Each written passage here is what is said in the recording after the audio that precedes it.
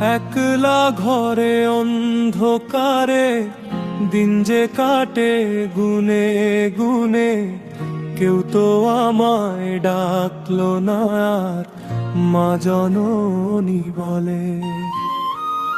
পোকা ধরেছে এই শরীরে, গন্ধে বাতাস ভারী হয়, আমার খবর নিতে কেন সবার এত দেরি হয়। একটি ছেলে সচিব আজকে ক্ষমতারই মান, আরেক ছেলে শিক্ষক হয়ে বাড়িয়েছে দাম।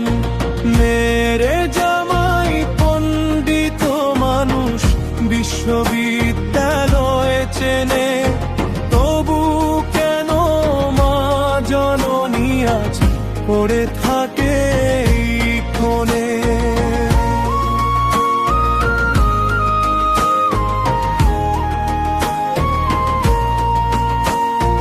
বড় বড় সব নাম হয়েছে, বড় হয়েছে দাম, মায়ের চোখে জল মুছাতে জুটলো না কি সময় সামান্য।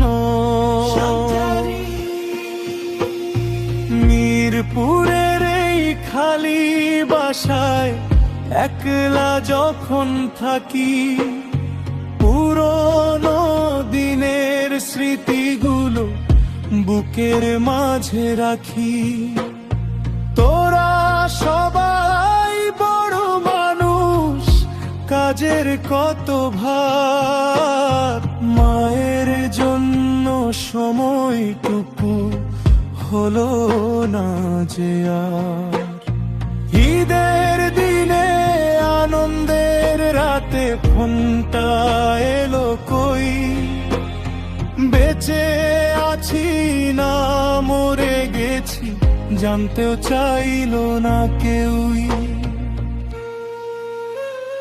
রোববার রাতে পুলিশ এলো, ভাঙলো ঘরের দ্বার, বিসঙ্গ এক লাশটি দেখে কেঁদে উঠল বারবার।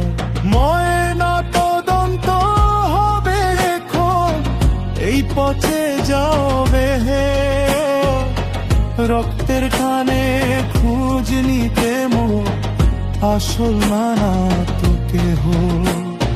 বুকের ভেতর জমে থাকা কত শত অভিমান, শেষ বিদায়ে পাশে রইল শুধু নীরব শ্মশান।